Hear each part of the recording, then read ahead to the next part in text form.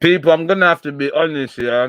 I'm caught with my mouth open and my mouth full better yet. So people, deluded, I'm back again. Thank you very much for tuning back in each and every time. I can't lie, I thought I had enough time to eat that pop tart. I've been caught on the lap. Apologies, people. All right, we're here now. No do-overs. Let's go. People, deluded. I'm back again. Thank you very much for tuning back in each and every time. Hope everyone's doing well and safe. That was a good pop tart. I'm still thinking about it, but I hope everyone's doing well and safe. Hope everyone's in good spirits. Hope everyone's, fine on this Monday morning where the UK is concerned. Good morning, good afternoon, good evening, and of course, good night, depending on where you are. With it being Tuesday, hope you're all having a good start to the week and you're attacking the week, aggressively and things like that. So yeah, away from the pop tart and stuff, I really thought I could do it there, people. It just didn't happen. But yeah, anyways, away from that, please make sure you smash the like button. 100 likes target. 6:45, I'm gonna do, my live stream for Arsenal versus Leeds will begin as well. Now, there isn't too much to speak about. I want to see about Arteta's comments in relation to Aubameyang and how good he has been or whatever turnaround. Gary Neville's spoken about SMITH-ROWE. Not that I care for what Gary Neville has to say. We've been linked with Sergi Roberto, whether that's a good signing or not. So, yeah, man, we'll go over that in a second, man.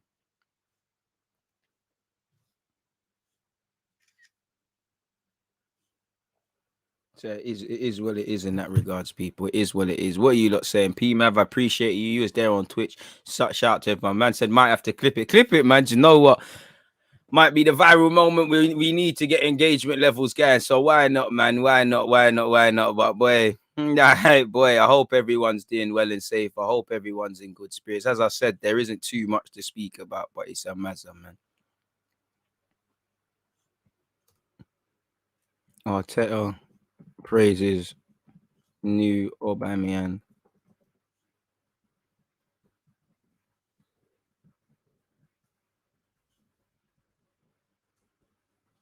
Sorry, people.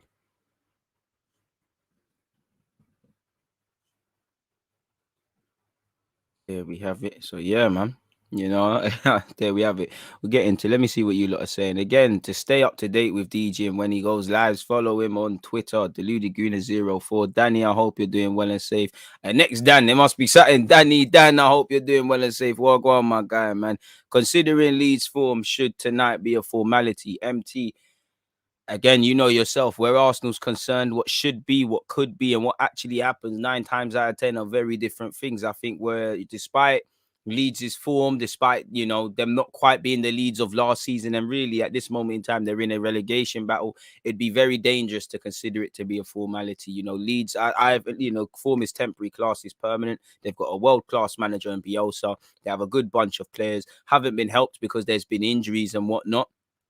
And this is why I'm fearful, because 9 times out of 10, when a team is doing terrible in the league by their own standards, sometimes the cup can be what is not only a safe getaway, it can also provide an uptake in form and things. So we've got to be careful. And form definitely goes out the window when you play Arsenal. I hope Eddie Nketiah, if he starts, he gets to strike against his former loan club and haunt Bielsa in that regards. But anything far than a formality. Arsenal haven't earned the right to say games are formalities because, again, we don't know what we're getting game to game.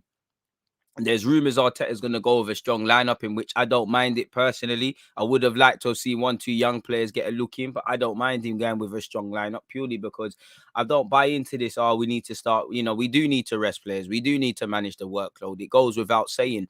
But for me, I'm not being funny. Why are we resting people to play on Saturday? Why? It doesn't make sense. I'm sure Leicester are playing in the week. Again, if these lot want to be in the Champions League or Europa League or whatever, you need to be able to play on a Tuesday, Wednesday, Thursday, and potentially Saturday if you're lucky, Sunday. So I don't see any issues. The only one I'd probably skip out is probably a Tierney. I'd leave Tierney out of action at least until pardon me, Leicester. You get the night off for me. Again, Tavares, hold on to your spot. If Tavares does his thing, he plays against Leicester and things like that. But I agree with playing a strong side, if I'm completely honest with you. I agree with Arteta playing a strong side tonight. Better yet, people, if I'm completely honest with you. let's just win, keep the form going, and all those sort of things there, man. We ain't even in Europe. Rest people for what? Exactly. From now, I get it. The fixture lows, they are coming thick and fast. But and apologies, I think I just mashed up the green screen there. But as I was saying, I'm not being funny. We played on Friday. Again, I'm no physio, I'm no recovery specialist. But if we played on Friday, the boys probably didn't train on Saturday. Bearing in mind they might have even earned a day off. I don't know when Arsenal last had a day off, so they might have come in on Saturday. It's a recovery session, so that's swimming. The massage, the masseuse, and whatnot. Those who didn't play the holdings and things like that, them man, they will be training and things. But Saturday you're not training. Sunday you probably return into some sort of training, and then obviously Sunday and Monday in preparation to what we're seeing Tuesday here tonight. So I think there is recovery. Of course, the games are coming thick and fast. Because we've had injuries, we're having to rely on people. Of course, we need to manage the workload and be sensible. But again, for me, I'm with 1-1. Rest players for what? I mean, the rest thing, it's one where I think we scream it for no reason sometimes, where there's not genuine case for it, man. How we perform against Leeds is also vital for our form when we butt Leicester. Trevor, you said it there. 2 games this week, 2 very good sides. Leicester have been picking up a little form in recent weeks, haven't quite been the Leicester of previous seasons. For us, we beat them at their place last year. We need to learn, we did go a goal behind, so we need to learn from what we can and apply what we're good at. And also, Leicester's a great team. When you think of Leicester, you're thinking of them among Champions League or top 6 contenders. So rise to the occasion. Fair play to us beating Aston Villa, but Aston Villa, it'd be a different story if they were riding high. It'd be a different story, if Spurs at the time were riding high. We've beaten teams that have looked a bit shaky, and fair play coming into the game. Fair play, we can't account for that, but there's still question marks, and obviously the Leeds game. So it's a case of just sticking to what we're good at, rising to the occasion, and if you do what your job is, you should be celebrating come Sunday with 2 games this week. Everybody needs to be focused, really and truly. It's mad. Hope everyone's doing well and safe. Keep your opinions coming. What have you said? Yes, DG. Hope you're good, bro. I'm trying to go tonight with the kids, but someone let me down, so got tickets, but not enough adults. Pissed.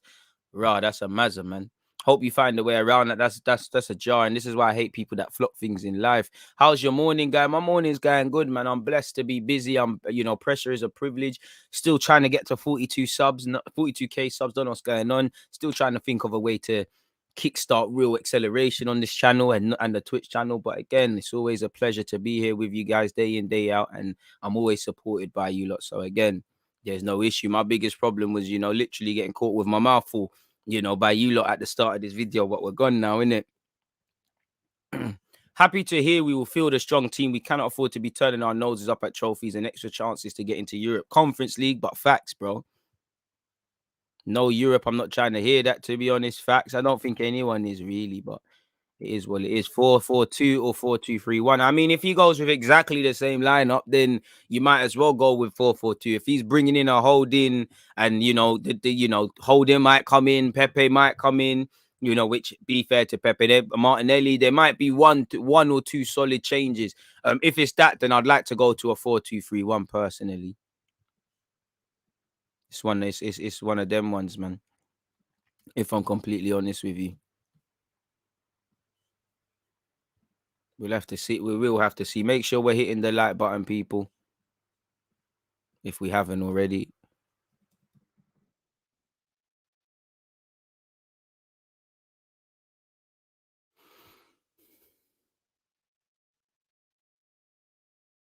It is what it is, man. It's due to be again, I can't lie. When I think of Leeds, I think of aggressive. We haven't beat them by convincing scorelines in the cup too recently. I remember us beating them 1-0. I'm sure Reece Nelson scored in that game as well. So it's one of them ones there, man. Apparently, I know it's nothing to do with us, but the major talking point in football, the major talk in football is Ole Gunnar Solskjaer. Apparently, Manchester United internal talks, main part of the board, Sir Alex Ferguson too, want to give Solskjaer another chance to be in charge for the Spurs game. Pressure is still high around Ole. No official talks with Conte, but he'd accept the job in the next days too. So, boy, to be honest, they should just sack him now. They're not playing for the squad. If you're not playing for the manager because they don't rate you, it's a myth. It's an absolute mazza. But anyways, it's match day, people. As I said, make sure you've hit your reminders and you've set the like and you've hit the like buttons for 6:45 because we kick off at 7:45. So an hour before kickoff, we'll be live on YouTube here talking, commenting, and just ultimately reacting before, during, and obviously after the game, people. Really, really and truly. I mean, Arteta's been talking up to Tavares. Let's talk on that. What else we got in here to do with Arsenal?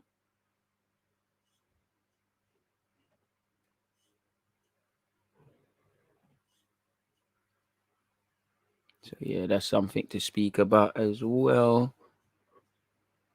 Boy, quite a good couple, 1-2 bits and pieces to speak about. As I said, I appreciate everybody that's locked in. Make sure we're hitting those like buttons, and I hope you lot are, whatever you're doing with your day, hope it's all good and cushy, man. I didn't even know this was Conference League qualification. That's dead, but still, I want to win trophies, and we only have a couple of opportunities. I hear you, bro. I can't lie to you. I want the FA Cup. FA Cup and a decent league position, and we're there, man. Your lineup, DG. I don't remember what I said yesterday, bro. So again, PMAV, head over. I cut up the individual clip of my Arsenal Leeds preview. So head over to that or check out the timestamp from the last live stream from yesterday. But again, just to humor you guys, again, maybe 24 hours can make a lot of change. We might as well go over it again, provided the page loads. So I think initially I went with this. And I know if we play against Leicester and the players look a bit lethargic, we'll say, why did we play a strong team here? If we play a weaker team here and we then beat Leicester, we lose to Leicester, people say, what are you doing? It is what it is in that regards, man. You look how I feel, bro. Man's tired as hell. That's harsh. Shout out the nation as always. The grind gets tiring. So prior to yesterday, things have changed with me really. I would have went with, again, I said it, I would prefer Ben White or Gabriel, one of them, to partner or Rob Holding. I don't want to see Chambers and Holding, Marie and Holding, any denominations. But if Arteta is going to rotate, I would say it's between Marie and Chambers. I'm not really fussed either one. I'm a bit more confident in Chambers because he's got a bit more pace in his legs. But I understand if he was to go with Marie, him and Holding have played a lot of times together. Tavares, for me, retains his spot. Again, I would prefer Tomiyasu to start, maybe even Maitland-Niles move over to right back if there's something to do in midfield with Lokonga. But I'd go with Cedric Leno. Probably the only like-for-like change that I'm comfortable with. Leno in goal. El Nene and Maitland, if the back four stays the same. Martinelli on the left, Odegaard through the middle, Pepe on the right, and Ketia up front. Again, if Lacazette's fit, I'd probably go with Laka, but let me actually change things a bit. If it's of my feelings now, people, I'd still keep Aubameyang on the bench. I'd go Lacazette, Martinelli. I think the front three, including Odegaard, would stay the same. Probably keep the midfield the same. Probably, Lokonga could probably do with an opportunity to play. Could go Lokonga and Ainsley and slightly wanting to change people. I might throw Maitland-Niles right back and then use that opportunity to throw in a Lokonga. Every game is going to make him a better player.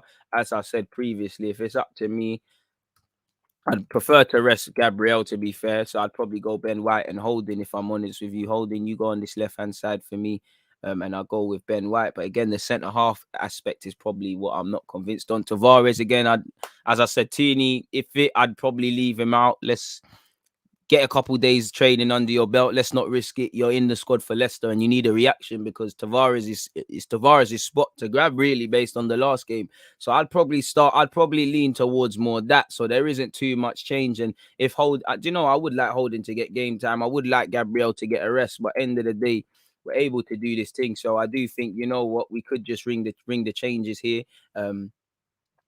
Probably it's midfield. I'm keen to give people chances. I think Ainsley, Maitland-Niles, and Tavares, that would be cool. In fact, I would like. I don't really want Lokonga and Ainsley, Maitland-Niles together. So you know what? Sorry, I'll go El Nene and Maitland-Niles. That would probably mean Tomiyasu, even though I know Cedric's gonna play. What a lot 24 hours can do. I'll probably play something like that, really. I don't mind Lokonga starting, but I'd probably go with that, really. Don't think we should be starting Smith-Rowe and Saka. They probably will come off the bench as usual. They came off the bench against AFC Wimbledon. Can't imagine they're not going to come off the bench against a Premier League side. People, hit the like button if you haven't already. So again, that's probably where I would probably lean to. Again, I've probably 24 hours makes a lot of difference. Arsenal versus Leeds preview lineup. I forgot about Cedric as well, man. Get your opinions in some very interesting comments. Ra, forgot about Cedric. I tried Balogun and have Lacquer on the bench. I hear it, like, Balogun should get an opportunity today. He should, and again, it's a good opportunity against a Premier League side and whatnot. But at the same time, we might as well just do a Mazza. And crucially, Luke, again, that's gone over my point. You said we have 5 subs to make as well, which we don't need to use all of them, but it is something to consider. Maybe Cedric at right back, he'll link up well with Pepe. And that's a shout, really and truly. It is a shout. I do want to save the legs of Tomiyasu, Gabriel in particular. So you're right. That is a shout, man.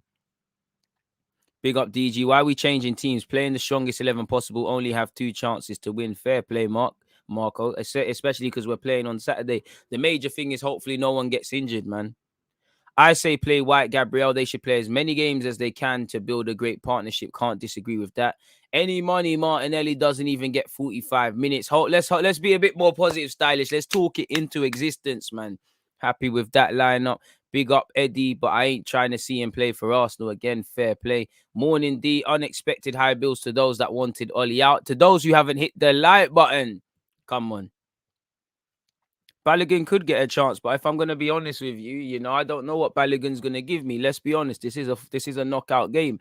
I think Balogun should get chances. I think Eddie Nketiah's, we should keep it moving. But again, we've probably got to put Eddie Nketiah to a degree in the shop window. And to be fair with you, Eddie's probably still ahead in Arteta's thinking. And Eddie played well against AFC Wimbledon. I don't know what I'm going to get with Balogun. If he plays and shells it down, well play. But I'd probably, while I do want to play Balogun more, if we're trying to win this game, I think we're stronger with Eddie Nketiah than Balogun. And I think we're a lot stronger with Lacazette through the middle.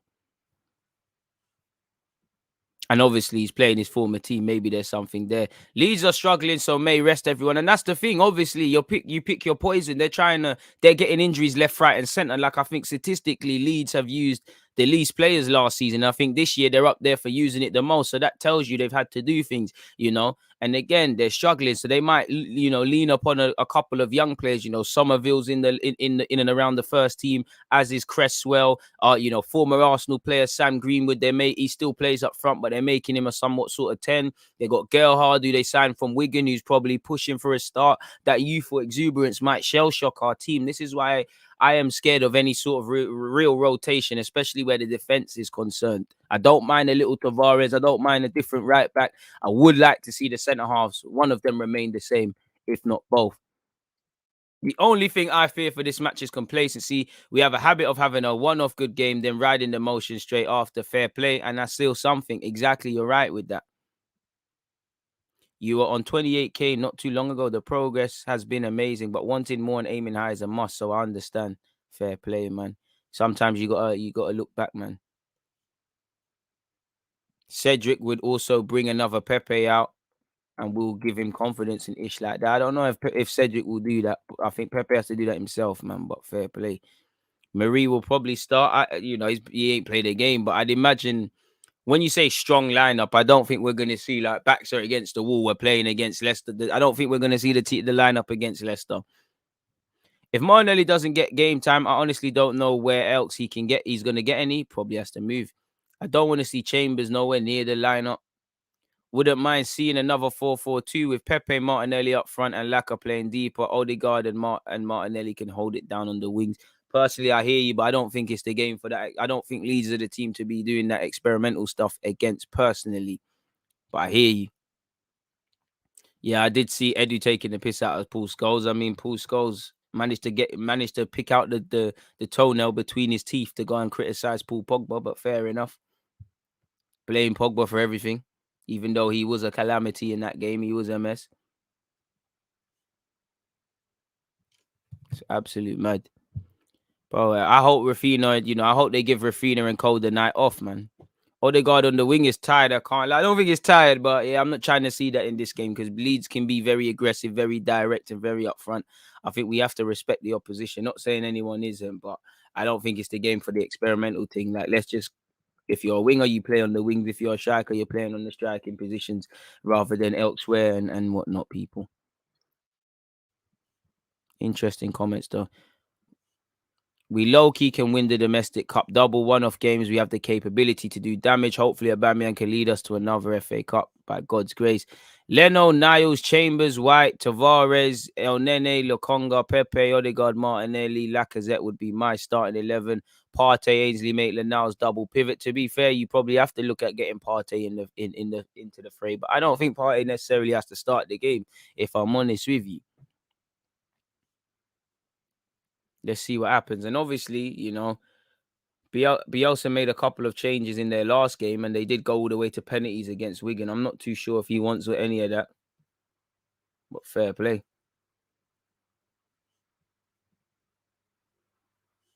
It's crazy.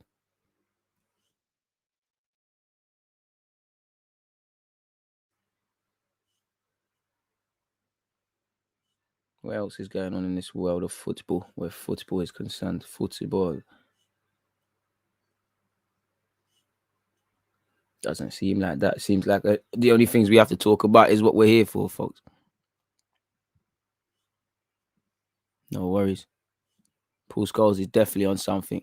Hopefully, some of the young bucks can ride bench. Bad man, I ride nothing. But yeah, man, the Charlie Paternos, all of these sort of things. I would love them. I would love them to get a look in, but like I said, I don't think you're gonna get that against Leeds. If you're not getting it against Wimbledon, you know, there might be, there might be 1-2 guys on the subs, but I don't think we're gonna see that, if I'm honest with you.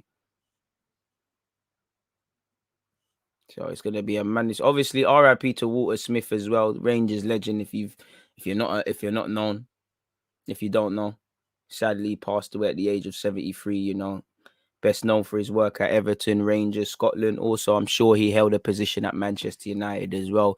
You know, again, thoughts with his family and prayers and all of those sort of things at this difficult time. Is Tierney injured, guys? I'd start him and train Tavares for the Leicester game. Ooh, I think Tavares, I know Tierney's not been in good form, but I think if anything, Tavares should play today, and then Tierney going into Leicester, really. Big up DG, been working, missed the streams. TW, YouTube's always there. Don't apologize, man. Let's hope he has learned his lesson from Southampton last season, like he learned from Olympiacos. Not gonna hold my breath. Not gonna hold my breath at all for any of that. I can't lie to you. We can hope though, hope and pray and all those sort of things. Why not? Why not? What else have we got to speak about? So yeah, let's get into a couple of things you want to speak about. Now, allegedly, Arteta has said he prefers this new version of Aubameyang. He's talked up his leadership qualities. I don't know what else beyond that he's talked up, because I haven't read it. I just was on Sky Sports yesterday night, and I was like, okay, cool. There's F4 to talk about. What are we gonna talk about with you at 11:30? So yeah, this is it, people. There's a couple of statements like this, but allegedly, Pierre-Emerick Aubameyang, Arsenal manager Mikel Arteta says captain is displaying a more complete game.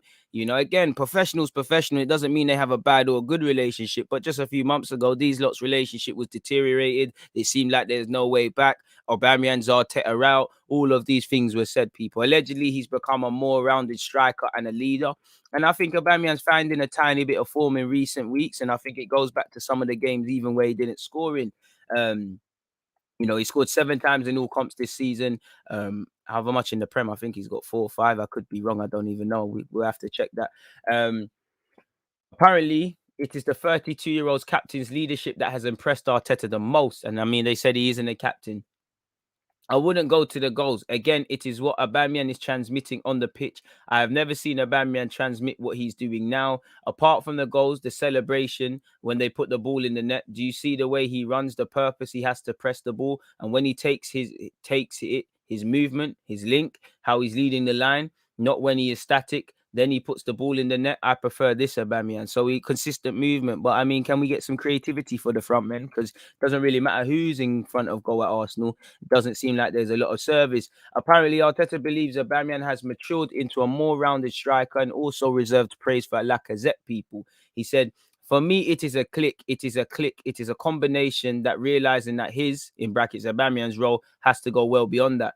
what was good or very good 2 or 3 years ago with his role in the team at this club is not good enough. So again, you know, we would love to be able to fuse together Lacazette's hold up play. And to be honest, because Lacazette doesn't really score goals, I know I'm not saying he doesn't, but we overcompensate with working hard and pressing and link up play and all of these things because it ain't the Laka we thought he was getting. Aubameyang, his link up play isn't as bad as people make out, and against Spurs it was spot on, but it's hardly quality. So we wish we could fuse both together. We do wish that the next striker can do a bit of both. If not, can we get a striker who can score 20 league goals plus and get someone for the squad, which, like you see with Lacazette, can be utilised? Please make sure you're hitting the like button. But he's right. The role's got to revolve and evolve and things. And for me, Arteta, Aubameyang's 32 odd years of age. He's contracted for another 2 years. How we behave with these players that I describe as the for now, to a degree, the Xhakas, the Parteys, Aubameyangs, they set up for in the future. Saliba, Gabriel, all of these, you know, Saka, all of these young ones around the team. And for me, this is why I think there needs to be a bit more urgency with getting the best out of Aubameyang, with less chopping and changing and all of these things where, you know, I did say a couple of things that I did feel Arteta was doing different this season. That for all the criticisms, I think he's managing Partey's fitness a bit better. He was actually playing Pepe at the start, you know, and Aubameyang's been playing through the middle. Yeah, there's been a slight shift to a 4-4-2. He is a bit central. He does pull out into the wide areas, and Lacazette does his thing based off the Villa game. But you get the point. You know, understand your players. I think there needs to be less messing around. I shouldn't be saying there's a lack of creativity or service for Aubameyang. We've given him a big contract, you know. If he and these players can help us get into Europe, then that obviously helps us bring in players that are of a certain standard. You know, that again, like I said, sets up the Sakas and these guys that are going to be here for the future. He had to take a step forward. I would say the same with Lacazette. Look what he's transmitting, not just doing or playing, what he's transmitting. For me, that is really important. Obviously, we know we're playing Leeds in the 4th round of the Cup. He said, this is where I'm going. They lead by example, and not only there, but as well at the training ground. Certain things, a role they could have had 3 years ago in the squad now has changed. Human beings change themselves every 6 months. They all have new selves, and that's true. It's incredible. So we are able to develop very quickly and manipulate and change our minds very quickly as well. They are doing that for the benefit of the club and for sure for the benefit of themselves. So yeah, man, shout out to them. I know Lacazette might not be here forever. And probably this is his last season, but it is what it is, people, where that's concerned. You know, I do like Tavares. He's a bit of a madman. I do think, you know, when you're a madman, it is quite decent, really and truly. If I'm honest with you, I do tactically. I'm yet to learn a lot about Tavares. I do think defensively, the goal against Villa did come on his side. The one time Bailey came on, they offered something. I think all the question marks are defensively, but I think and only time will tell if he can nail down a regular spot. Which, based on the last game, he should start against Leeds. If he locks down Leeds, could start against Leicester. You know, he's a madness. Sometimes you need players that you don't know what you're going to get. You know, on another day, he's clearly the sort of player that one day will get a red card, will do a bewildering challenge and he will get sent off, will be a pen or whatever. But by the same logic, he might just randomly slap it in with his right foot from 30 yards. He's a madman. And I feel one thing I liked about him is intelligence. You know, I haven't seen him play with Smith-Rowe on a regular basis. Down the left-hand side against Aston Villa, that was very good. He was an attacking outlet. He was involved in all 4 goals. The one against Villa, collectively, that Villa scored, we could have done better. The 3 that we scored, was it 3? Yeah, the 3 that we scored, he's involved in all of them. In fact, he should have had a damn right assist because Saka should have scored that chance that Martinez has made a big save. Saka needs to lift it with his right foot. I do like Tavares because I think he's got the temperament. You know, we all saw the videos with the dogs and that. We knew he's a madman, but he made a big impression. I still think the jury's out. But it's a good one for our analytical team to source, where Arteta said the analytical team fought him. So it is decent. And I mean, I'm looking at right back now and saying, yo, can you get a more attacking sort of guy that's an alternative to Tomiyasu, or who's going to keep Tomiyasu on his toes? Because I think Tomiyasu's had a good start to the season. But if, you know, his position, I wouldn't say it's quite Ramsdale's where it should be, you know, there's no pressure on that. Even Ramsdale, there's pressure, but there's no pressure on it, really and truly. You know, maybe we do need another right back, something we're saying. And by God's grace, nothing serious happens to any of our players because we can't cope with any injuries. You know, I do like the fact that Tavares is confident. I always say you have to have the 3 C's. Competence. You know, can you do your job? And the jury's still out. I know the modern day fullback Tavares flies forward. I need to know how you can defend before I can truly say you're competent. Consistency.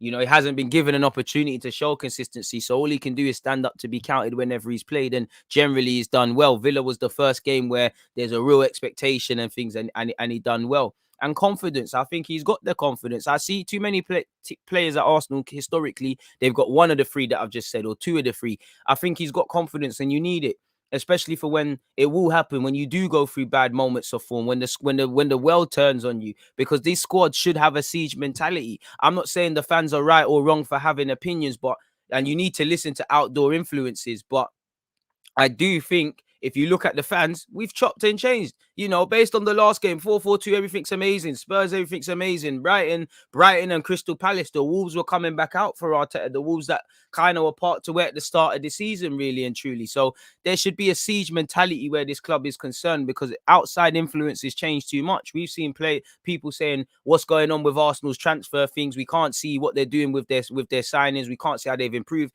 To now people, quite frankly, bum sucking our transfer dealings. You know, we've got people saying we'll struggle to stay in the league and stuff. Now saying that, you know, we'll be the best of a chasing pack for the top four and all of these things. So the noise is irrelevant. I do think sometimes we get a bit too down on ourselves when the sentiment is negative, and when it's a bit too positive, we get complacency. Like against Crystal Palace, we took the lead and thought that it's just happy days. We need to keep balance, and the key thing for Arsenal, when you play like you do against Spurs and Villa in particular this season, why can't you do that more consistently? As I always say, I don't think I should praise you lot for that. That performance should be a minimum, really and truly. You know, I remember once, obviously going back, I'm 26, going back around 11 years. I remember I was a bad kid at school, innit, people. It got to the point they would call my mother if I was behaving myself. And my mum said, yo, listen, why are you calling me for this? I don't know about you lot, but I'm at work. If he's behaving himself, that's what he should be doing. You know, you can't really get praise for doing things that you should be doing, and showing intensity, fight, game management. Still needs to improve, still conceding cheap goals. All of these things, people. I shouldn't praise Arsenal, you know, because I didn't praise. We got to look at the benchmark. You know, of course, you're not going to be there overnight, and we've got a long way, but you need to look at them. We didn't praise the Invincibles for showing spirit and heart and things. That's the minimum. We're not praising Liverpool and City and to a degree Chelsea for that, and togetherness and high intensity and all these things. This is a given if you want to do anything in the modern day. This is a given if you want to, you know, look back in May, for me anyways, and know, okay, cool. We said in July we want to achieve X, Y, and Z. In May now, we've done it. Now, next season, we're trying to do this, rather than what continuously happens, and that is failure. It's something that we weren't happy about. It's something where we've won battles but not wars. That's like I said with last season. Yeah, for banter purposes, we can say we beat United, Chelsea, Spurs. They all finished, Leicester. They all finished ahead of us. Come on, we can say it was a terrific comeback against West Ham in that crazy game. Finished ahead of us. We need to win wars, not battles. And to be fair with you, I've said it before and I say it again. I don't think we've learned anything about Arsenal. I think this is the big up the young players and the new players coming in and the 4-4-2 and whatnot. But we've known this. We've known at times we can change formations and work well. We've known on occasion we can turn it on. I named about 4 or 5 incidences from last season. I need to know if you can do it for 38 games, where of course we're going to drop points, lose and things like that. But yeah, man, it is what it is. But on Tavares, that's something that we really liked about Nuno when we were looking at him. And credit to Edu and the scouting department. They were doing the process, because that is something that we have discussed a lot, because we want a certain character to play for Arsenal, to deal with that pressure, to be able to perform straight away when you are needed. And he is only 21 as well. And to go from not playing to playing straight away, and to have this capacity to do what he did. So credit to the boy. I don't like to say boy, the lad. One of the biggest qualities he has is that he's not phased at all when he's playing. He was not phased to make a debut like he did. Bro, he's trying to... Bro, he must feel like the fans. We're not shooting, innit? He must have taken the most shots in a game in this season, you know? Like, try hit the target, but he could probably show Partey what to do, really. He was not faced to make a debut like he did. The risk that he takes, the actions that he puts in place, plus what you can see, his physicality. He's naturally a very gifted athlete. I mean, the man's got a mad set of lungs, up and down, up and down, up and down from minute one. And I think with the exception of Tavares, our players need to understand we can do the pressing thing, but you know, how we play in the first 10 minutes of a game is going to be different to the last 10 minutes if we're pressing. So can we be a bit more sensible in that regards? Even Tavares, at times, there's times where him flying forward and doing these things, it's going to harm us. So like in life, variety is the spice of life, but you also need balance, people, you know? So not to make it about that, but to give an example, you know, son, we all like to have a shot of Ray and F. If you like to have it every hour of the day, you got a problem in it. So you need gifts. You need balance.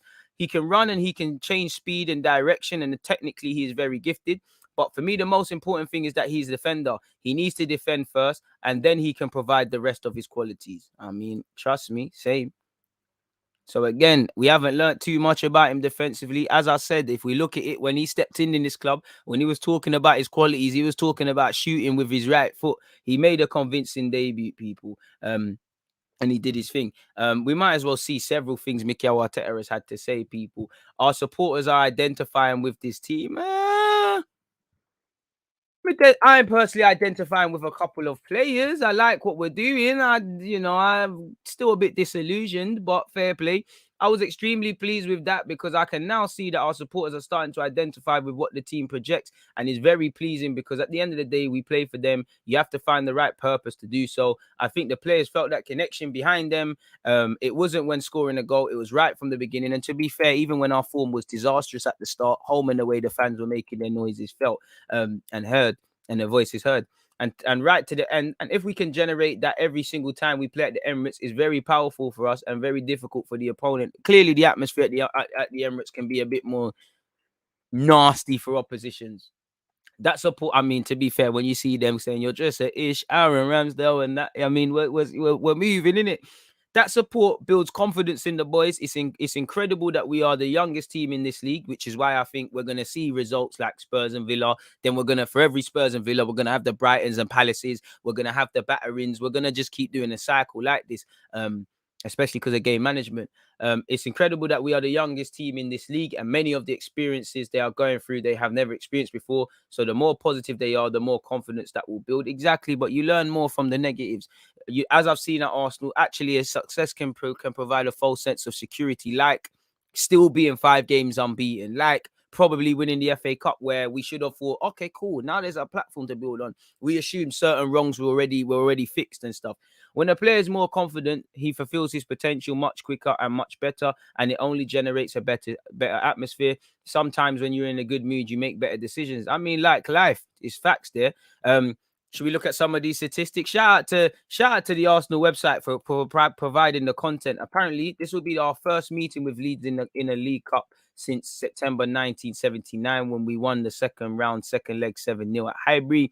Leeds have won 3 or progressed from just 3 of their last 12 domestic ties against us.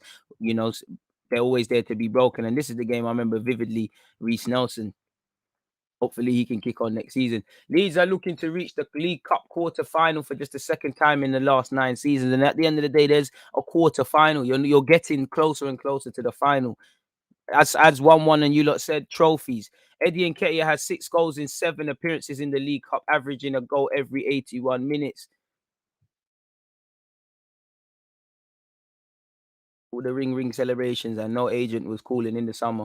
Marcelo Bielsa is winless in all of his 3 meetings with us in all comps. He's drawn 1 and lost 2. These things have to end sometime. Arsenal come into this in better form now. Historically, form goes out the window, but in our last, as you can see, 6 games, we've got 4 wins and 2 draws. For them in their last 6 games, 2 wins, 2 losses, 2 draws. So it's a bit of a mixed bag of sweets, really and truly. Andre Marina's there, so you know he's going to want to be a hero. Such is life, I don't know who that is, but Smith-Rowe is not number 32 anymore. Such is life, man. Life is coming thick and fast for a lot of things. What are you lot saying in the comments, man? Cause I've been ruffling bare. Did we not play them in the League Cup the season they got promoted? I mean, my memory shit, so I don't think so. I think we played them in the FA Cup. Bro, no one was ringing the line, bro. If you're a trapper, you're not making no peas, man. Just got bare food on consignment. Plug asking, what happened to the grub? Where's the peas? It's all a myth. You're all turning off the phone and that. It's all mad, people. But going down, scrolling all the way down further, man. Let me see what's going on here. Arteta spoke about the leadership group people and how crucial they're going to be, and they are going to be crucial. I don't like when fans do the whole, we got to keep someone because they're good for the young players and things like that. Man, are not nursery workers. Man, are professional footballers, whether you're 17, 18 or 32 odd, you're professional footballers, you're grown men. And you know what I mean, innit? No player, unless you're doing the Jack Wilshere thing, or you're trying to do the coaching thing, that's not an excuse. You know, the players have to learn off their own back. The penny, like life, the penny has to drop by yourself. You know, your parents can, you know, tell you not to put your hands in the fire. You put your hand in that fire, you start crying, you know, don't do that again. Or if you're going to do it, make sure you've got some protection or whatever, you know. So the young players have to learn on their own back. And more time, these experienced players haven't shown us nothing on the pitch. But we have to be fair. The example they set, how they help our players on the field, sets up the platform. And I'm not going to lie, you know, when I've done them little Arsenal player interviews a couple of years ago, check them out, people. There's a playlist. They've said El Nene, Lacazette, Aubameyang, Xhaka, all these guys are very welcoming, very good. And whatever you say about these players, it is what it is, man. It is what it is. It is what it is. And apparently he said the group age of the squad is a little bit closer. So they are experiencing most of the same things. They talk a lot about it. Then we have the senior players that they have to lead and they have to take that role. And I hope we start to bring a bit more senior players within to this club, if I'm honest with you.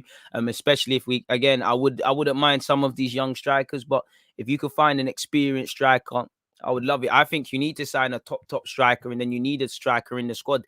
You know, a lot depends on what happens from now to the end of the season with Eddie. Obviously, Balogun's development, for me, Martinelli, but I think we should be looking at a striker minimum. I think you need 2 strikers, 2 centre midfielders, a right back.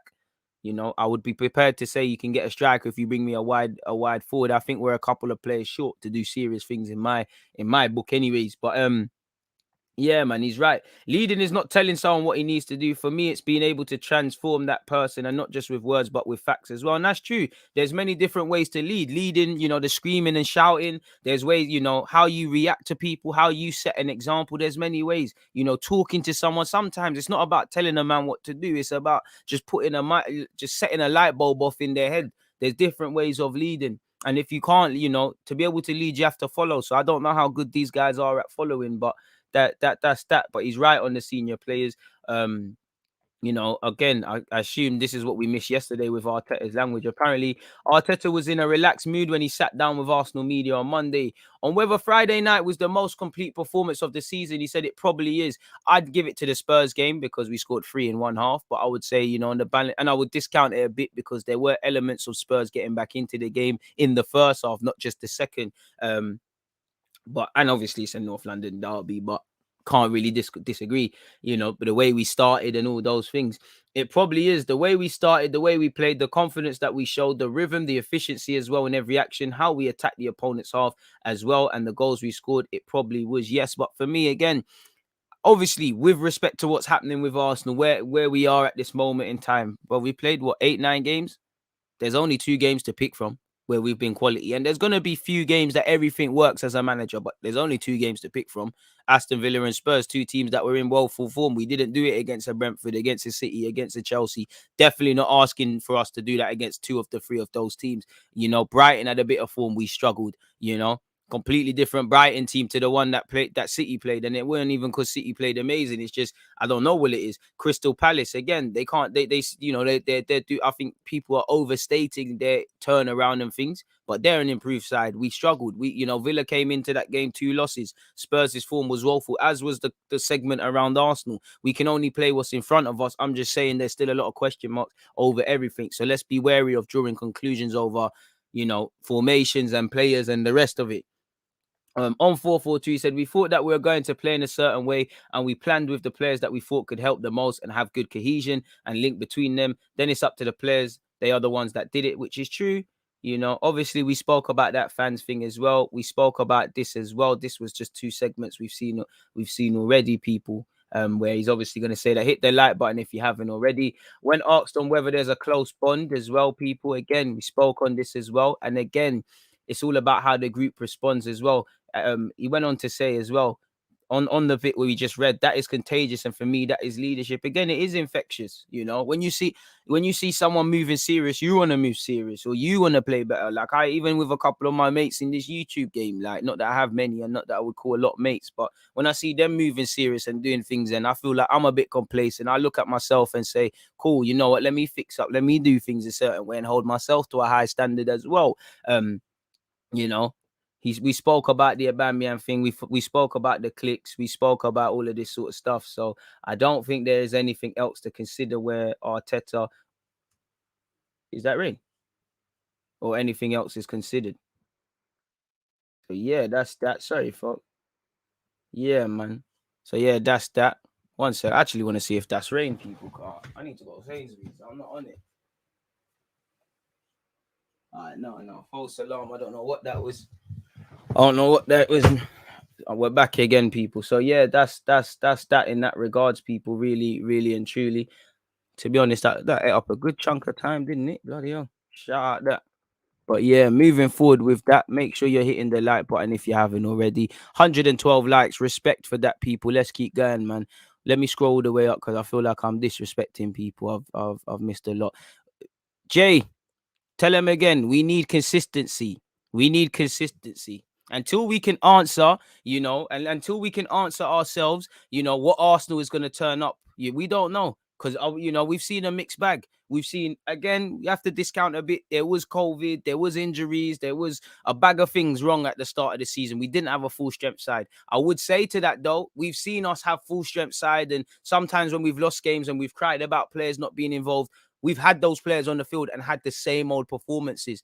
So I look at the mentality, even when we've played well. One theme that still plagues Arsenal is cheap goals conceded. We conceded a cheap goal against Aston Villa where we need to walk away with a clean sheet. Like if we put in that performance against Man United, we would have won 5-1, not 5-0. Do you get it? We need everything to match. We did, we got over cheap goals against Palace. Every goal you can look back and want to do better, but there's been very few goals this season where I'd have to look back where I thought, okay, cool. You know what? Fair enough. They've worked for that. That was amazing. I'm sure there is a few, but we handed goals to City. We handed goals to Chelsea. We handed goals to Palace. We handed a goal to Villa. We handed a goal to Spurs. So it's about reacting to that. Because there's going to be sometimes we don't win these games. We need to, it's not just about how good you are at your best. It's about how good you can be at your worst when you deserve to lose. Can you win games you deserve to get nothing from? Can you draw when you didn't deserve that? Again, and this is what makes the best teams the best beyond the ability and whatnot. Can you smell blood? Where we've done it, to be fair, there's been 3 points on the table. Villa have lost their 2 games, feeling sorry for themselves. Go and strike. You did it against Spurs. Go and strike. Leeds, there might be rotation, but even tonight in the cup, go and strike. Show no mercy. Put no romance around football because I still think there's a lot of romance where Arsenal's concerned. And this is a nitty-gritty league. This is a nitty-gritty country, and Arsenal can't afford romance right now. If you're broke in life, I don't think you should be looking. Fair enough, I'm not saying if you're in a relationship already or you got a wife, but you shouldn't be courting women or men and looking for relationships. And that's where Arsenal kind of are right now. We can't look for romance with football. It's the nitty-gritty. Let's get some consistency. Until we can answer what Arsenal turn up, it's a myth. It's an absolute myth for us, really and truly. We still need way too many variables to be right for us to play well. And again, I still don't know how we react to setbacks. So there's still a lot to learn.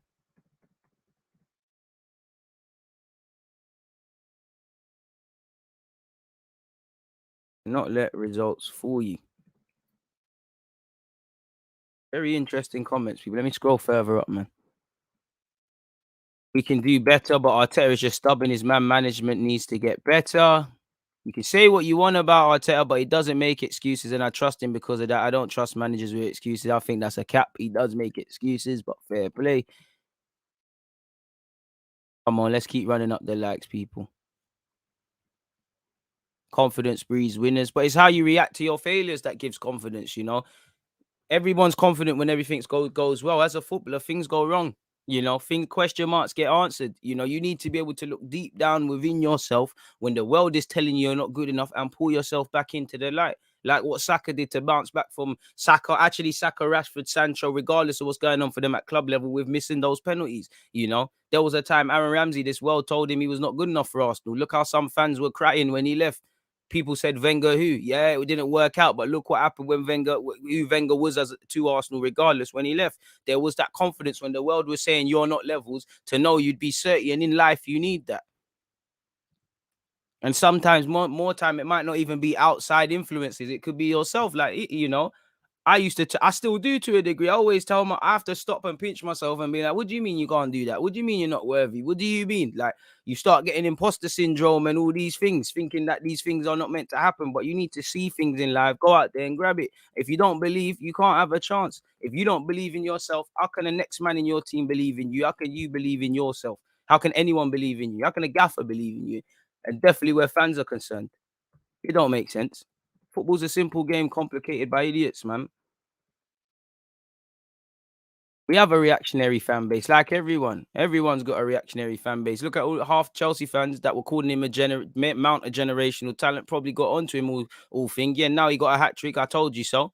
If Sancho puts in a form, look what happens there. I'm sure there's been United fans that remix history with Pogba. There's hella revision of history with Arsenal, with Aubameyang, with even Saka, with Smith-Rowe, with all these guys. Every fan base does it. Fan bases are fickle. This is why you don't need to know where you're going. Tavares already giving Tierney sleepless nights. Tomiyasu needs serious competition as well. I wouldn't say Tierney's having sleepless nights, but again, pressure for spots means an uptake in position. He lives a movie all the time, man. What, Tavares can play the cello? Well, to be honest, Aubameyang has been exceptional this season. Long may it continue. Laka looking more hungry than ever as well. It's beautiful to watch. A bit overdoing it, but fair play. Arteta transmitting some serious waffle. Man needs to go clinic the amount of times he's transmitting. Oh, bloody hell. Alba got 2 assists from Smith-Rowe goals this season from that reverse flick. That seems to be something we've worked on the training ground. Is where it is, man. Interesting comments, people. Keep them coming. This is why it's a pleasure to sit here and be here with you lot, man. It's a pleasure to talk football. We need a grown man performance from Pepe. A man need a performance if he plays, as frustrating as he is to watch at times.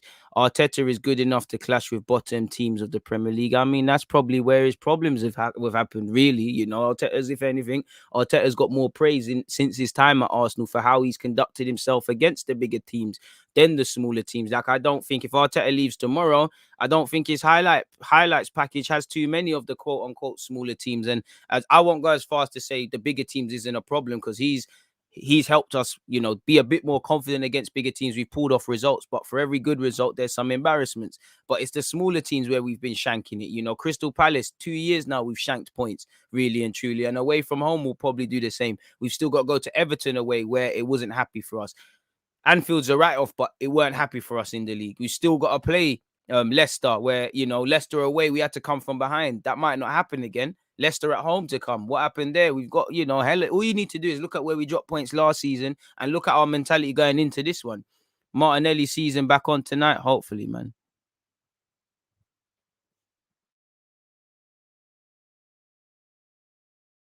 Would you stick to the same team against Leicester? Maybe 1-2 changes, but more or less. Do you think Saliba will walk straight into our defense next season? I don't want anyone to walk anywhere. What I want to see is Ben White and Gabriel have a good partnership, developing more, and then I want Saliba to go complicate it. You know, pressure for places. If you play 3 at the back, then cool. There's 3 at the back, but only 2 people can play, and there's a 38-game period. There'll be times where Gabriel and Saliba might be the thing. Ben White and Saliba, Ben White and Gabriel, go and complicate things, you know, because there should be that, and there's a lot of football. If there's injuries or whatever, we need to know that when certain partnerships are not there, there's not a mad drop-off, really and truly. That's how you know how good a defensive structure is, you know. You look at Brighton. If they take out Dunk and they've taken out Webster, yeah, there'll be a drop off. They might drop a clanger, but they're not gonna go from 7 out of 10 defending, just for argument's sake, to 4 out of 10. With us, that is gonna be said, whether it's our midfield and elsewhere, and we need to find a way of mitigating against that, really. But I just want Saliba to return a more confident player. These lot to keep getting stronger. We've got 3 centre halves, you know, very young, resale value, longevity, all of those sort of things. No one, it's too easy to pick an Arsenal team. No one should be walking into any team. No one. You earn it, you hold on to your shirt. It's one of them ones. Keep the comments coming, folks. Keep them pouring in. What should we say here? What should we call that? Does Saliba walk straight into Arsenal's, sorry folks, XI next season? See how I always think about you lot that watch this on a replay? You lot don't even bother to check out the description for the timestamps. Would you play Balogun up front today? Probably. I'm more likely to go with Lacazette, or do you know what? I'd give Aubameyang the night off. He can come off the bench. I'd say Lacazette and Eddie would be the guys for me, but Balogun needs to play. It'd be a good test for him. But for me, do I think Balogun makes us go through? Probably not. If we play three at the back, I think TT is first choice for right wing back. I want to see Saliba come in with confidence and hunger. And that's all we need Saliba to return with. Confident, a bit more confident from having a good spell at Marseille. Still not going to be the finished article. None of these guys are really and truly just yet.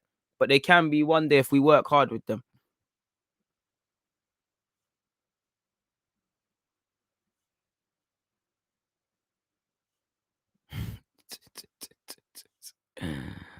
Oh, man.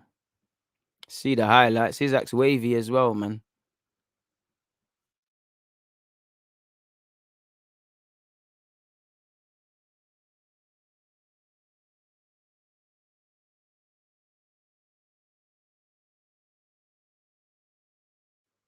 Rain plus BT Wi-Fi is a sticky one. Sticky one. Big up DG. Better late than never. One love from the motherland. Respect for that, my guy. One love.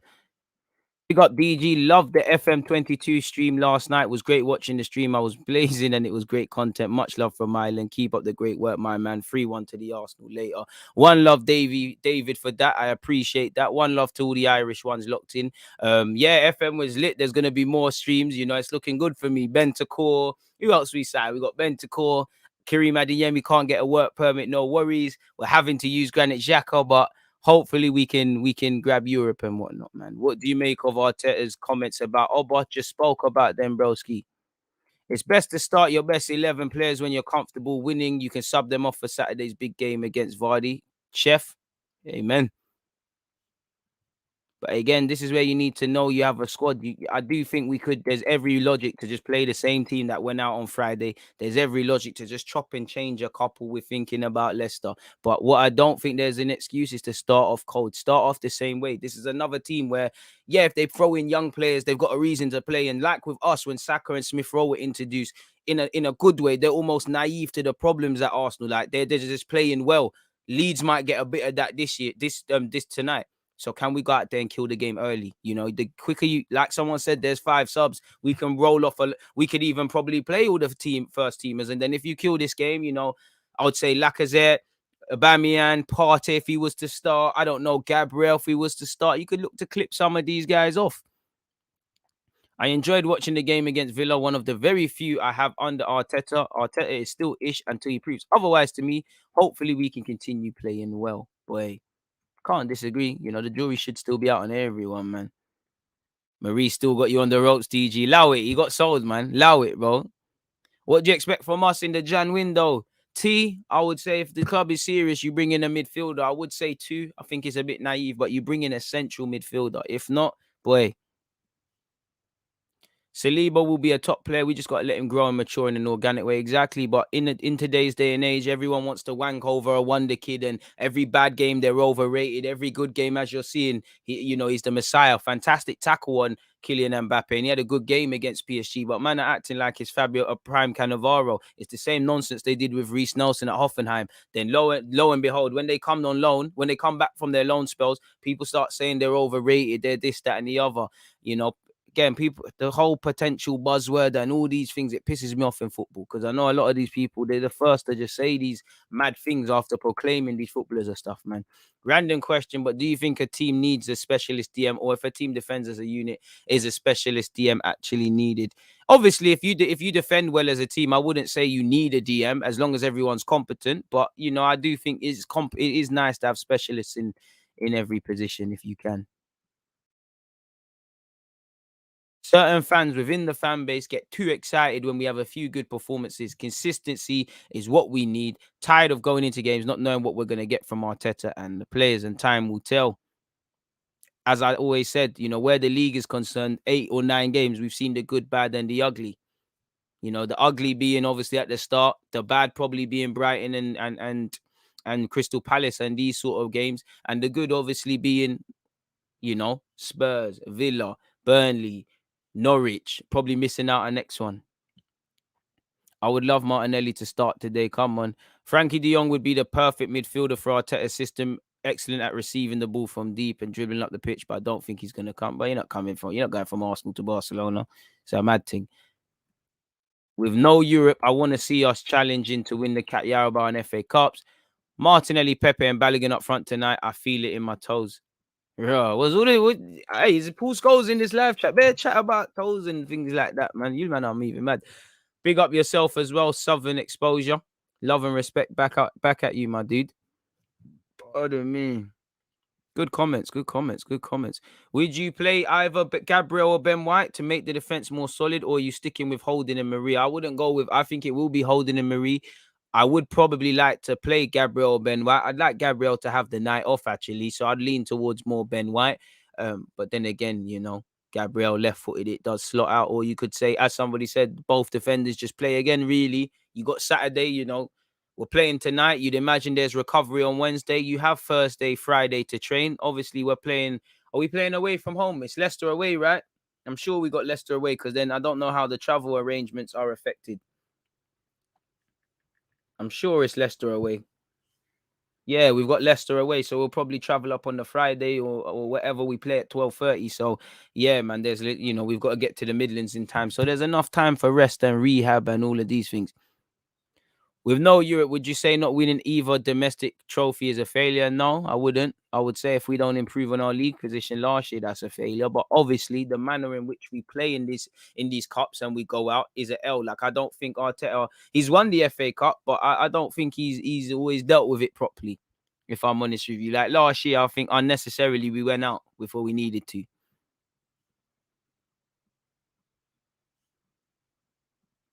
Oh, I mean, and this is it with Saliba. It's just the final details, stuff you'd expect with a going to be 21-year-old.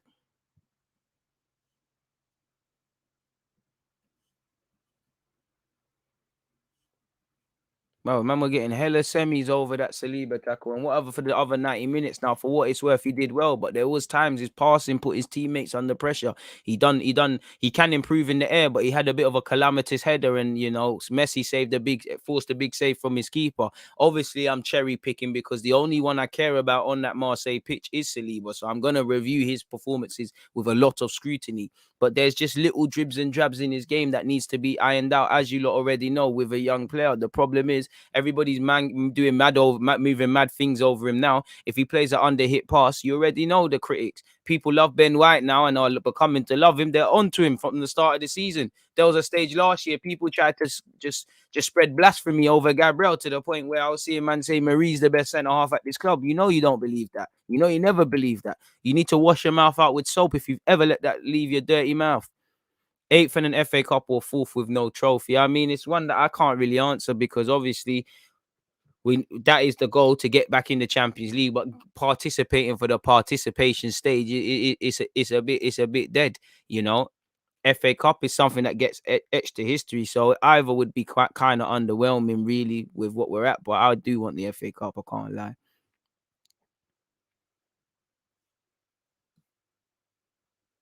Yeah, we lost the City in this comp, but he decided to play Renaissance unnecessarily. There was injuries though. I don't think nothing's going on with Pepe. I just think he's been dropped. I don't think he's a bad player. I don't think Arteta's not convinced on him. He's played him a lot. You're not the guy in it. Saka's the right wing. You're not going to provide the balance on the left to the others. You did have chances. Next time you get it, take it. The man, just leave the man to be a rotation option. He's never going to be Arsenal's talisman. He's never going to be what people thought he was, man. But yeah, man, it is what it is.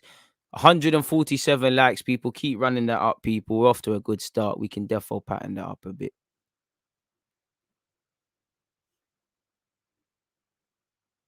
Man said Saliba scares him. The Gabriel slander was a new low for the fan base. Started his career with 3 Player of the Month awards, a few mistakes, and Marie is somehow better. Come on, man. I mean, if you could sell Pepe for 40 million, but then you're going to have to bring in a winger, and then who are you going to bring in? I have a sneaky feeling top four is possible, especially considering we're not in Europe. Kennedy, I hope it is, because I just know, regardless of what, for me, it comes down to us. For me, it doesn't matter that United are pissing about. It doesn't matter about our form. I just know when it comes to it, we're going to let ourselves down. I want to be wrong, but we're going to let ourselves down. How many times last season even this season to a degree, did we know if we win this, these lot have lost X amount of points, we can do this. At some point, you need to finish your dinner. And these players don't want to do that, man. It's a mazza, really and truly. Away from all of that, though, folks. Let me see what else we've got. We've got Barry Nev.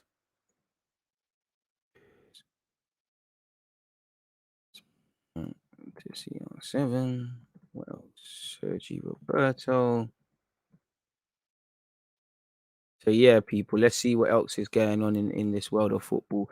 I see a super chat. So just before that, let's see what's going on there. I appreciate the super chat, my broski. Small token for all the great content, my guy. Keep up the hustle, David. I appreciate that, man. And big up the Irish, like I said. You know, everybody stay in good health and whatnot as well, man. I don't want anything happening to anyone in that regards, man. Bro, I mean, I hear you lot, but you're going to sell Pepe for 20, 30 million. Where's the winger that's going to come in? You're going to have to spend that again. You know, I don't think Pepe is that bad. I think he can be part of the squad. It's just man have to accept he's not levels. And to be fair to you, I don't think there's balance with Pepe. I think he's heavy critics. I don't understand how he was blamed for whatever game he played, and you know, Smith-Rowe got away with it. A lot of people got away with it. I don't understand how certain people think he's this amazing, misunderstood person, and then there's people that think he's effing shit. The man's a squad player. The man should have never been bought for 70 million. He had, you know, his footballing IQ isn't the highest. You know, we didn't know what we're getting. We sometimes don't play to his strengths, but fundamentally, it's not working out. Enough from Pepe. I'm frustrating myself talking about a frustrating player. 1-2 bits and bobs, people. Really and truly. Let's start with Kieran Tierney. I've seen on this website, folks. Obviously, we're hoping Tierney is fit, but apparently Kieran Tierney update as Arsenal defender battles injury ahead of upcoming Scotland games. Please don't go off and play for Scotland. As you don't know, he was an absentee against Aston Villa. Apparently, the ankle problem does not appear to be too serious, people. So yeah, he's not going to play tonight. We hope he features against Leicester. Sorry. I was just reading this. This was just Pierre-Emerick Aubameyang taking the piss out of Emi Martinez. Apparently, Martinez said, he said, I'm looking forward to seeing Emi again. I'm sure he knows some things about me from training so often together, but don't worry about that. Aubameyang went on to say he knows a lot of things, but things can change on the day. But Emi is a great keeper and a great guy as well. Actually, it was funny because he sent me a message and said, maybe you'll get a penalty against me, but I will save it. I said, okay, be ready for the chip then. So yeah, he didn't score the pen, but it is what it is. Gary Neville claims Arsenal midfielder Emil Smith-Rowe is more clinical than Cristiano Ronaldo at this age. And I mean, Ronaldo wasn't the Ronaldo he went on to be, but this doesn't help at all. Fundamentally, it's come out of no one that's connected with Arsenal. It's just Mr. Gary Neville. You know, never met he just seems like a self-absorbed. He's not Piers Morgan, but he's got that trait about Piers Morgan. He's just a self-fulfilling vacuum.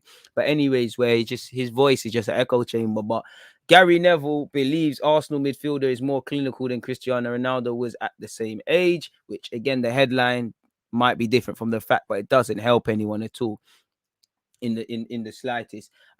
Cristiano was the first player I ever heard to say he undoubtedly wanted to be the best player in the world. It's quite unusual to hear a player say that because everyone talks about the team and the collective. To hear Mo Salah say it is a bit refreshing. We could have spoke about that. Saliba did say that's the best game of his career. A bit overdoing it. I've seen you play better. I think you can say these things when you are delivering, and these two have delivered consistently now. Ronaldo now for 10, 15 years, and Salah for 5, 6 and beyond. They're absolutely deadly. They are ruthless and clinical, which is true. But where's the Smith-Rowe bit?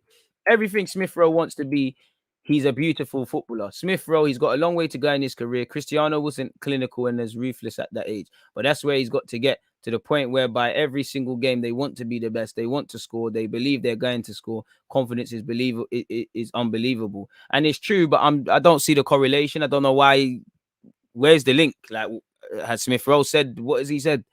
I don't know. But anyways, moving away from that, I haven't looked at this headline, but James Maddison opens up on hardest time in his career following Arsenal interest. He got his first goal in the campaign last season. He's been suffering with a niggling hip injury. He admitted it's probably been the hardest time of his career, people. He said, people on the outside don't know my life, and I am my own biggest critic. If I ever had a bad game, I watch it back straight away. I'm very critical of myself. Goals and assists are part of it, but it's about playing well to the level I know I can. I had a good chat with the manager and told him I was a little bit low on confidence. That's the first time I've been able to hold my hands up and say that it puts you a bit of a vulnerable person, but that was me being honest. It takes a big man to say that. Hopefully you've got it back, people. You know, go recover your mojo. But again, I think the article's chatting shit because it's got nothing to do with Arsenal where that's concerned. Arsenal have been linked with Sergi Roberto, people who apparently is leaving Barcelona. 29 years of age, can play right back, can play in midfield. Also a Spaniard like Mikel Arteta, might be a free agent come the end of the season. As you can see, his contract is expiring. Barcelona talks have stopped. It needed to stop. You know, you're not good enough for them. So you can see where the links are coming from, people. Apparently, recent reports in the Spanish press have indicated the player now has no intention of signing a new deal and will leave the La Liga side as a free agent next summer. After relating these claims, you know, this is the same publication that said we're going to swap Lacazette for Bell. They've shared their own information. And apparently, they've gone on to explain North London are one of two sides to have shown interest in Sergi Roberto in recent months. I know we tried to sign him and Sergi Sample when they were youths, but I don't know about now.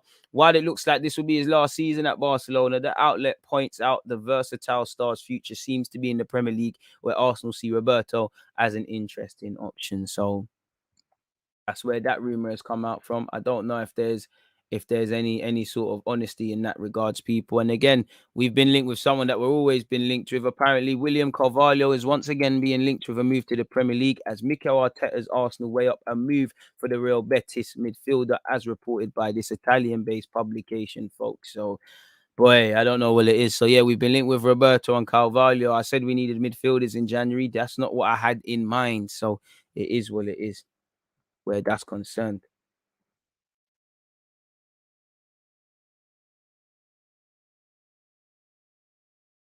Boy, and that I think that's all the timestamps from this morning. Hey, boy, what else have we got? Is Arsenal going to beat Leeds or what? My guy, I don't know. I can't predict the future. I hope so, but you got to turn up and win it over 90 minutes. I wish I had a crystal ball. Nah, man, fuck Sergi Roberto, man. Just tired, man. He's tired. He's not bad, but come on, man. We've had enough of these brothers, man. We've had enough of these brothers. Hope you're well as well, brother. We've had enough of these guys, man. I'm not on it. Like, are you gonna start in midfield? I don't want you to listen. I don't care if you can play right back, centre mid, all these things. Roberto is bog. If he didn't have the Spanish name tax, bro, man, I'm not screaming sign him. His name is Simon Roberts. We're saying that's a myth. I'm telling you, we're saying that's a myth. Balogun looks like the best player in under 23s. Eddie is a top goal scorer for England youth team. These are two examples of why we should not hype up young players like Patino. Let them develop. Just let them develop, man. DG, you never know. Pepe could buck up his ideas and become another Salah. He's got the ability. He just needs the mentality. Towards the end of last season, he looked like he cared about Arsenal. He does care about Arsenal. He is a good player. He's understated. I just don't think he's ever. I do think he can return respectable numbers, but do I see him being a difference maker like Mo Salah? Nope.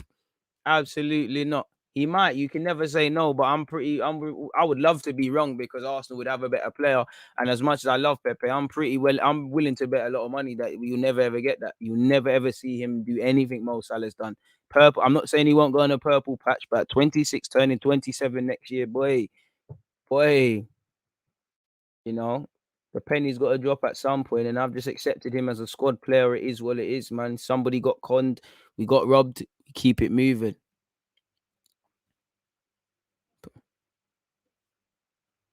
Oh, Gary Neville talks a lot of nonsense, bro.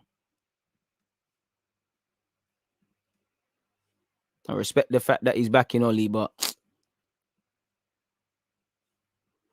I mean, I would love to see Patino get game time, but do I think he's gonna start today? No, I can't lie. If Lamptey has an injury-free season, I'd get him. I mean, I would love that. I don't want to hear about Roberto Barcelona experience and them things. There, you're tired, man. Bare clearance, Rail Brothers, man. I mean, Kessié would be amazing. His contract's running down, but I don't think we have a snowball's chance. Renato Sanchez, apparently no offers were placed for him. So again, could we go and make an offer? You know, we've worked, you know, Leo conned us for Pepe and they helped us out with Gabriel. Can we get a third player from there? I don't know, people. It all depends what we're trying to do and where we're trying to go. Oh, Carvalho is tired, bro. What's the word when you're just it's not languid, but you only run in one motion. Like he's so stiff. Pause. Carvalho is shit. We could get Sanchez for the low, same with our. Not sure. I mean, it would be nice. Well, for the keeper we signed to replace Leonard, do you reckon we should sign an experienced keeper or another young one? I mean, if you could find someone that's 26 odd, I would like someone who's about 30, 26 to 30. I'd say 30, steady Eddie, just called upon. But it's easier said than done. It's very difficult to find competent number twos.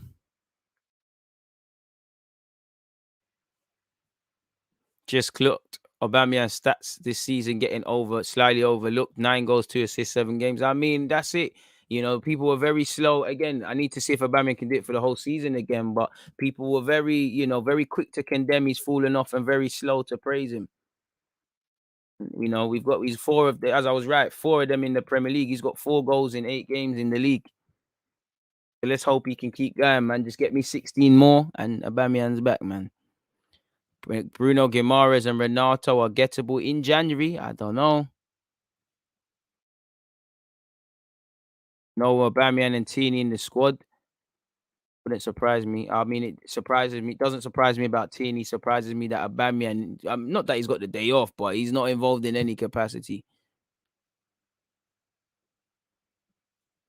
Salah has little defensive responsibility at Liverpool because of their system. Running all the way back makes it hard for Pepe, but he did do it at Roma as well. Not to this level, but you have to do that in a lot of teams. Arteta's defense first. True. If he was here, do you think Saliba would get in ahead of White and Gabriel? Probably not, because Arteta doesn't currently see him as being ahead, but hopefully he can come back on from his loan and complicate things.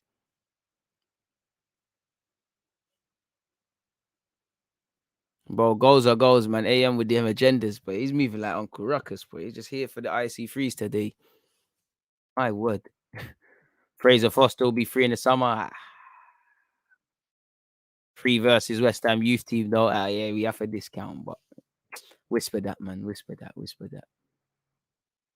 Hey, what a long season it's been. I forgot at one point our only win was against some under 12s that were from West Brom, some Birmingham under 12s. Salah gets back hell of the time, bro.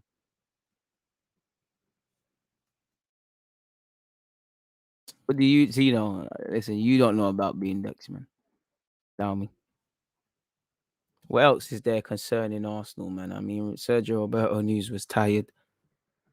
I'm sure no one wants to hear once again about CARVALHO. See what's going on there.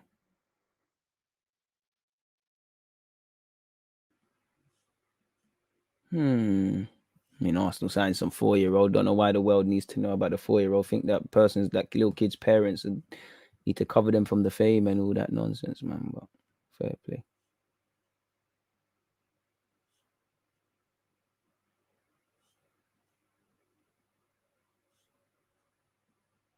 Saliba said on his last ditch tackle, I saw he made the ball, so I was like, either take the red or take the ball.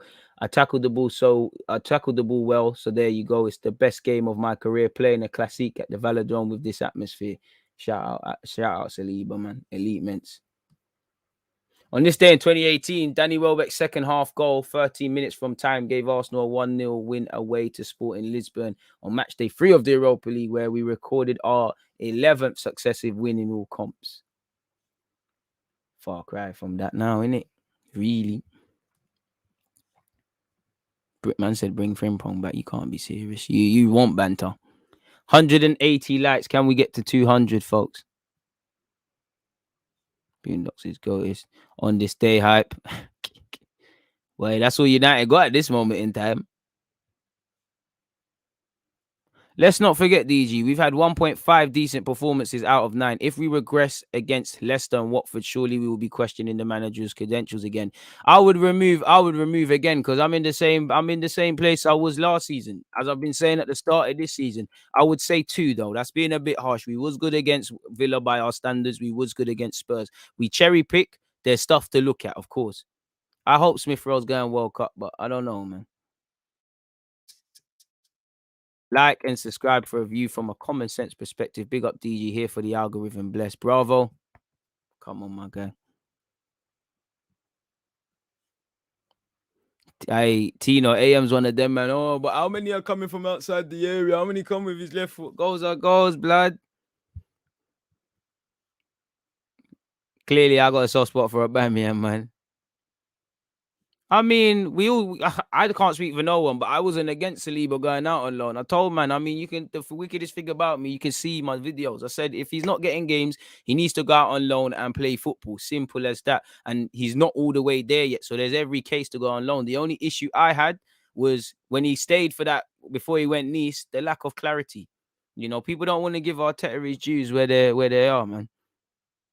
Angel Gomez was better than Smith-Rowe. He might be, but he's cooling off at Lille, benefiting them. And where is it now? You lot still, I'm not listening to no United fan when you told me Adnan Januzaj is better than Gnabry. Wan-Bissaka's the best in the league. Luke Shaw the best in the league. Maguire the best in the league.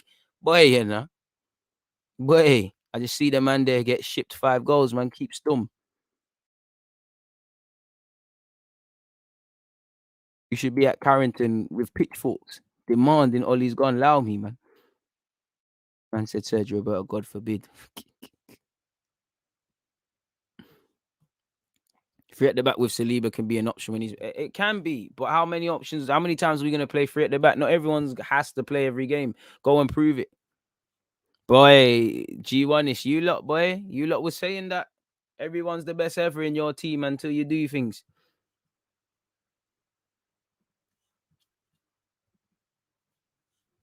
Mbappe better than, Rashford better than Mbappe, Martial better than Mbappe. Boy, man, where's all these guys? Right, someone send that, Lowski just on the bench cooling. Boy. But yeah, man. Conte in. And bro, you think listen, it doesn't have to be you. It's your fans. From your fans are saying it's calm. I can't lie. I don't think anyone was gassing Daniel James, but fair play. Bro, man was saying it, bro, they were calling Shaw Brazilian and them thing there. Like they were moving bad. The bar is on the floor where United is concerned, man. Where's that other brother, bro? They were saying certain man's the next up, and he can't even. He's gonna join them the loan army and that, man. They're false images, star boys, but it's not even fun, man. It's not even fun. Bro, we take one step forward, 10 steps back, and things like that, man. At least G1 keeps it true, man. So they were telling us that because Luke Shaw don't eat cake and custard, and Ronaldo's got rid of desserts and whatnot, like Jamie Oliver. He's serious, but we heard bare things. But I hear that, man. I hear that, brother. Anyways, away from United, I'd like to see us eventually push Tommy into centre back and a more attacking right back pool. In I rate Tommy has done well so far playing right back, but again, it just looks. I can't lie, man. I hear it. There is an option, but for me. I can't lie, man. You're either a right back or you're not playing, sort of thing. But Jamie Oliver messed things up, man.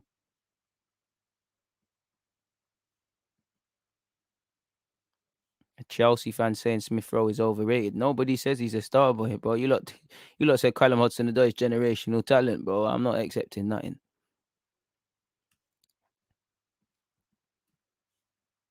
Bro, they tried to say Fred was better than Kante, bro. Get me certain man, bro. They don't ever let them lie. They used to say Bailly was better than Van Dijk. Allow me. I reckon Tommy can develop into a full right back. All he needs is a cross. Do you know why we struggle to fill our stadium this season? I even saw some empty seats in the North London derby. Is it due to our performance? I don't know. I don't think we have. But you need to speak to like the people who are in charge of the head count at games and that, man. Bro, man got blocked for talking nonsense, man.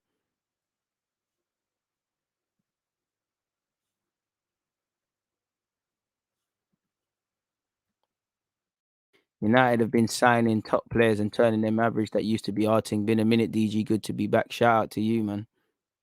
You're fighting hard, man. You're fighting hard. Bro, Leno, who's that? Bro. Either way, United have more L's, bro. They told us Diallo's the next star boy, Lowski, Sancho's the next star boy, Take Woods on stuff. I don't even like getting that Greenwood, but everything goes. Who else is there? Oh, Bailly better than Van Dijk, Maguire, Shaw, De Gea best in the league. De Gea's been finding his form. Henderson best in the league. Fred amazing. Wan-Bissaka blasphemy. Boy, crazy. But yeah, man. Just play without fear, you'll get good results. I don't think life is that simple, but you have something, man. They used to say Messi is better than Ronaldinho. I mean, that's a bit of a harsh one. What's wrong with that? Did you see SMITH-ROWE barber commercial? I saw it retweeted, but I ain't watching. Ain't got nothing to do with, man. If that makes sense. And for SMITH-ROWE, he needs to get some goals and some more goals and assists. I can't lie, man. That goal against Villa for a real hella deflection.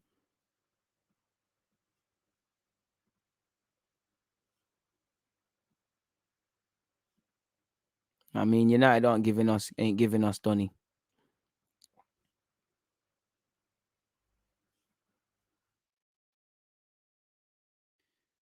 Real scary. It is scary hours, bro. Sancho was telling man from the jump.